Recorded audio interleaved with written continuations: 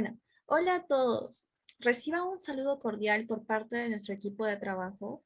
Bienvenidos a Politicones, un espacio donde trataremos temas relacionados al marketing político. Me presento. Soy Tania Tumisosa, estudiante de noveno ciclo de la carrera de Ciencia Política, y en esta oportunidad estaré junto a Diego Changio, estudiante también de noveno ciclo de la carrera de Ciencia Política, conduciendo el primer capítulo del presente podcast.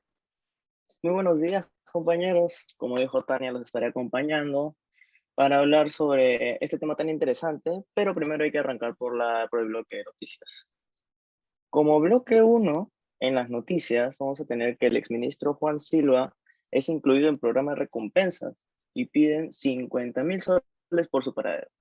El Poder Judicial inició la detención preliminar en contra de Silva en el marco de las investigaciones por presuntamente haber formado parte de una organización criminal dentro del Ministerio de Transportes y Comunicaciones.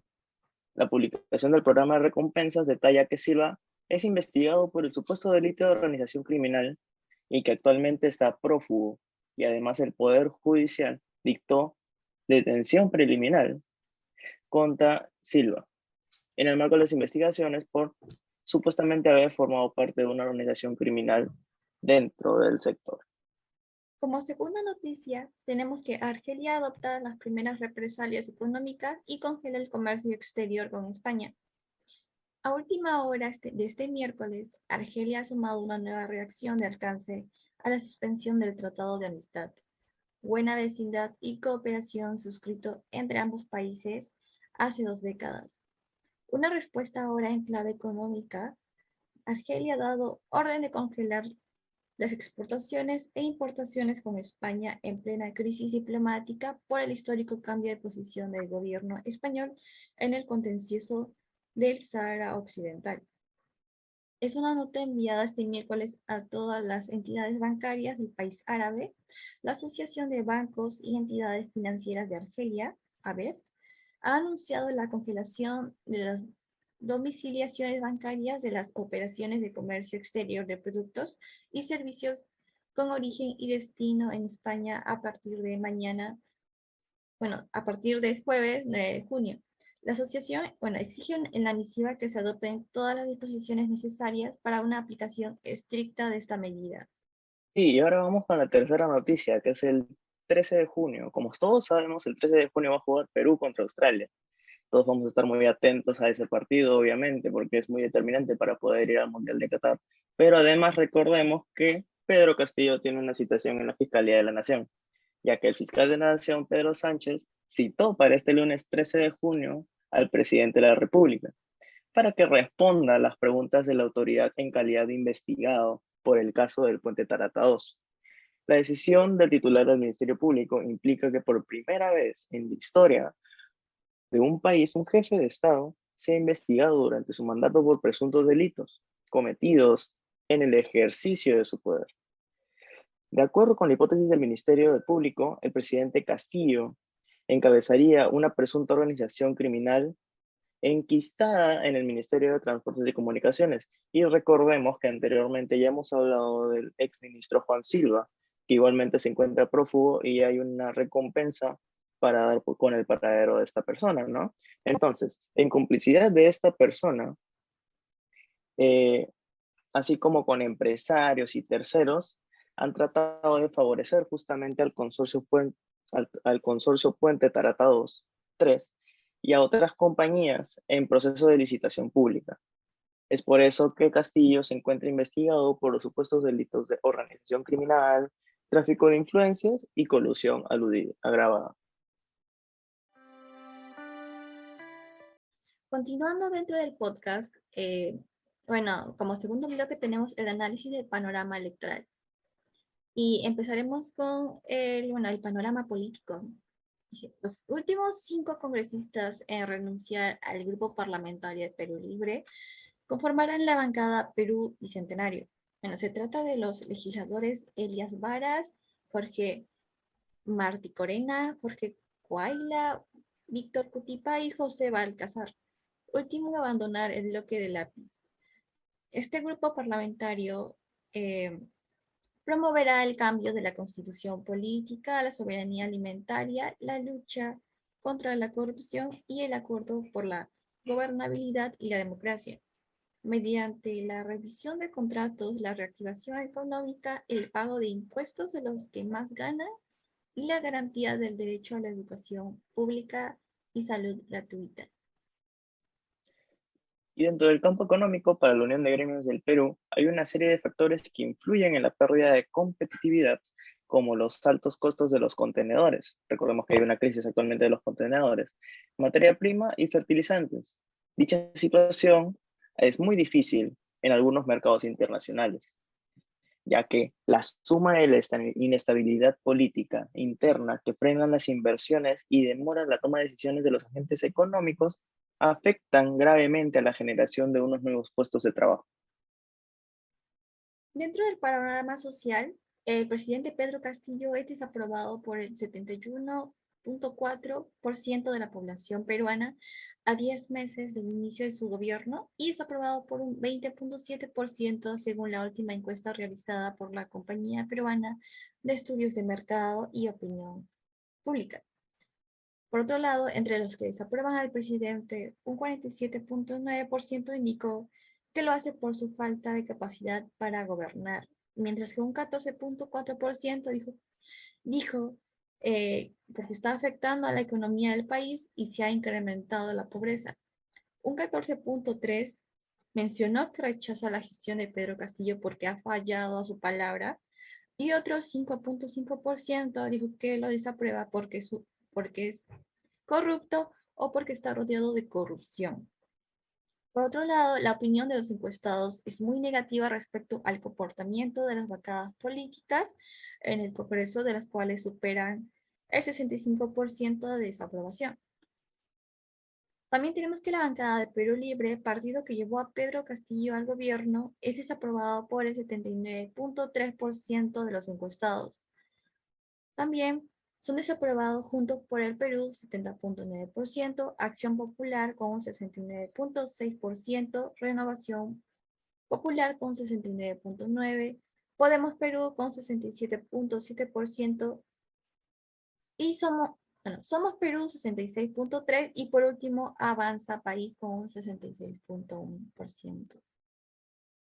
Y dentro del campo tecnológico, el Ministerio de Ciencia, Tecnología e Innovación le puede cambiar el rostro al país, pasando de un país primario exportador a uno industrializador, dijo el congresista Fabio Cruz, titular de la Comisión de Ciencia, Innovación y Tecnología del Parlamento, que en la víspera aprobó el proyecto que crea dicho portafolio.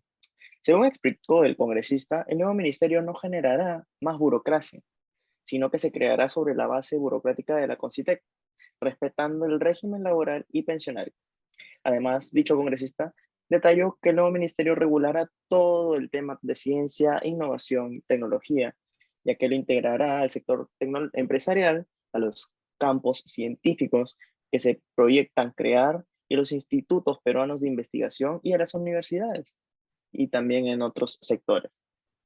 Por último, dentro del panorama ecológico ambiental, tenemos que se realizó la consulta por el planeta en el Perú, encuesta que buscó promover la participación ciudadana a nivel nacional y estimular un debate inclusivo sobre los temas relevantes para lograr un planeta sano. De acuerdo con los resultados de la encuesta virtual que fue respondida por 1.800 personas, el principal problema ambiental percibido que afrontamos en el país es la contaminación, seguido de un 58.2% que considera que el uso insostenible de los recursos naturales y un 55.2% que cree que la deforestación es otra de las causas que afronta el país. Bueno, también respecto a los desafíos ambientales, más de la mitad de los participantes de la encuesta considera que la debilidad de las instituciones está frenando la lucha contra la crisis climática. En ese sentido, se percibe que el mayor reto para que Perú cumpla con los compromisos de acelerar las acciones climáticas está relacionado con la falta de voluntad política y las políticas públicas acertadas que representan un 66.3%, seguido de la corrupción con un 59.3%.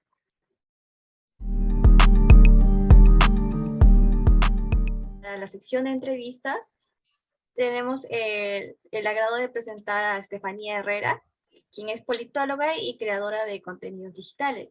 Es licenciada en estudios políticos y de gobierno con 7 años de experiencia en la administración pública y en campañas políticas. También desarrolla modelos comunicativos en el ámbito político.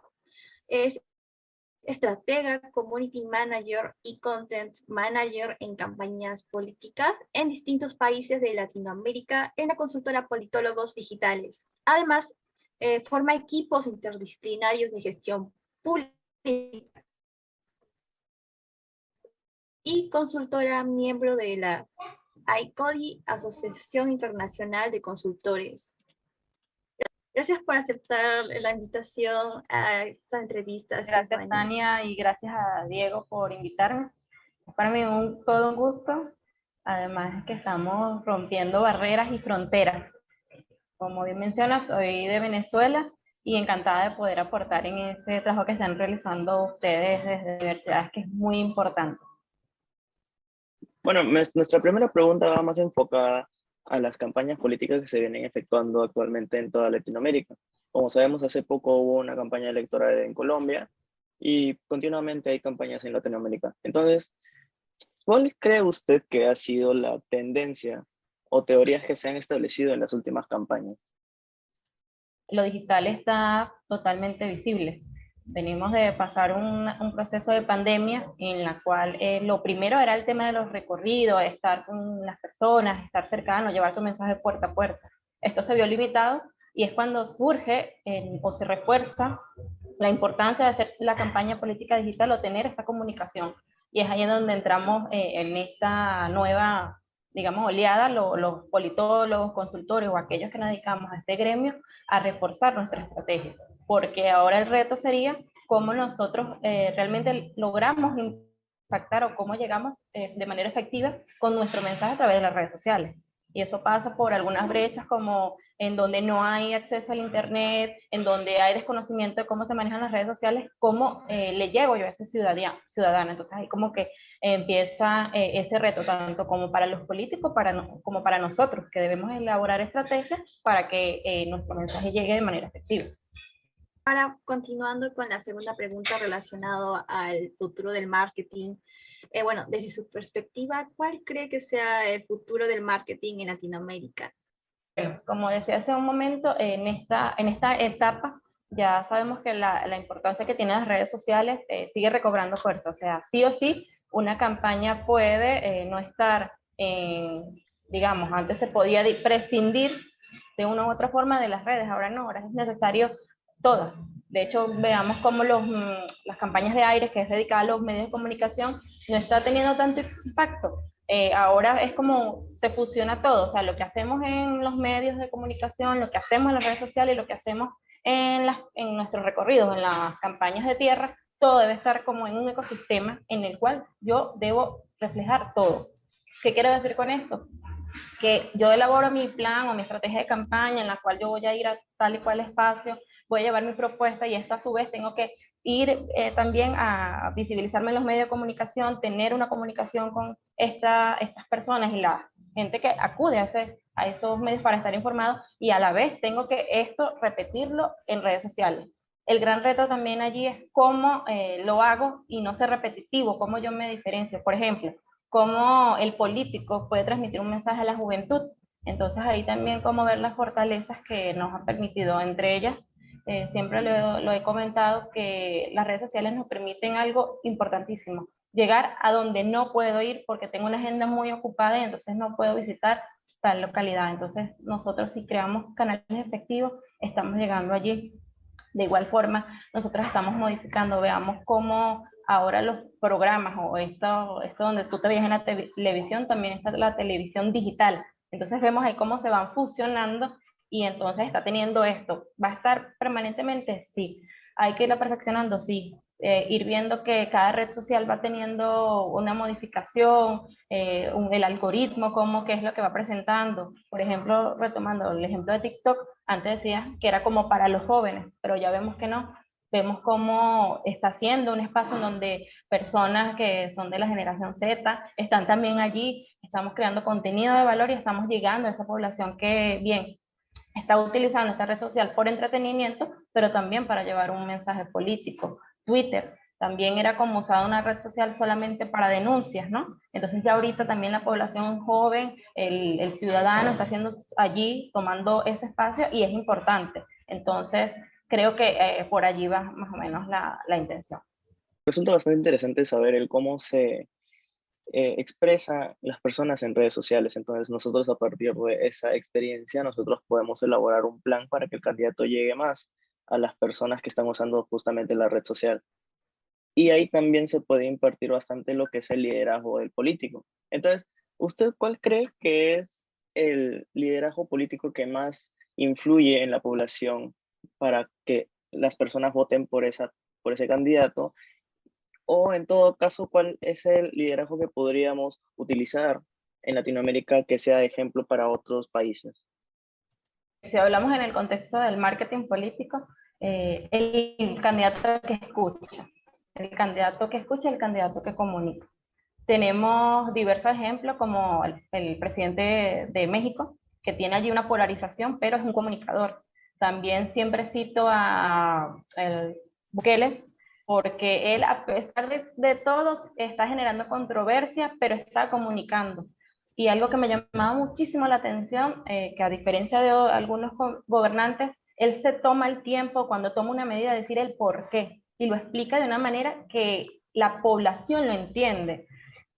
En cuanto a mi experiencia personal, escuchaba siempre de Bukele, Bukele, pero no sabía, o sea, nada, hasta que empecé a indagar en sus redes sociales y lo primero que veía era muchos mensajes de bendiciones, todos como de acuerdo. Cuando empecé a hacerle seguimiento, notaba eso, que él implementaba un plan y decía el por qué, los transmitía, tenía sus plataformas en vivo, en Facebook, en Twitter, estaba permanentemente y lo explicaba. Esto también comprendiendo por su equipo de comunicación que tiene, que sabemos que la ama de casa, en este tema de pandemia también los usuarios se incrementaron allí, entonces, ¿dónde está mi voto? Allí. Como yo atiendo a la población, como lo decía hace un momento, Twitter, por ejemplo, es como para una población más culta, más preparada, más estudiosa, y también él está allí explicando, o sea, no hay una red social en la cual él no esté. ¿Cuál es la característica? Que es un comunicador nato. Quiere generar controversia, hace un chiste en el contexto político, lo que sea, pero bien elaborado, llama la atención, logra lo que quería. Él quería que estuvieran hablando de él en todas las redes sociales y lo hace de manera efectiva. ¿Cuál considero yo que es la característica de todo líder? Que escuche a su pueblo y que a la vez le diga lo que quiere oír.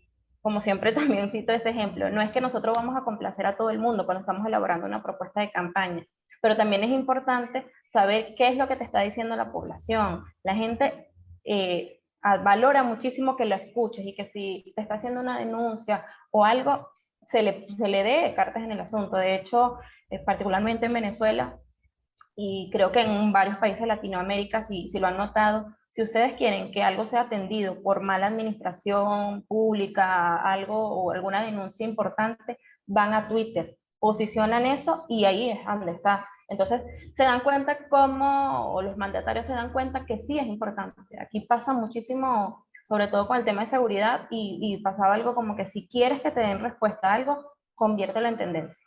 Y sí o sí lo van a atender. Entonces, considero que el líder es aquel que escucha, que se explica y que se comunica de manera constante, que es empático en cuanto a las necesidades que tiene tu población y te mantienes allí. La gente quiere saber en qué se van sus recursos, la gente quiere saber el por qué tú estás tomando esta medida, para lo que muchos dicen, no, la gente no le interesa la política. No es tan así, porque la política está en todo. Y yo necesito saber qué es lo que está pasando, cómo me dan solución, etc. Así sea para criticarlo, porque esto va del lado de los quienes apoyan y quienes están en contra. Si no dices nada, te van a caer. Pero creo que esa es una de las características más importantes y que se debe mantener. Suena bastante interesante y en realidad parece una tendencia que va a seguir dándose en los países de Latinoamérica, ¿no? Muchas gracias y será hasta una nueva oportunidad.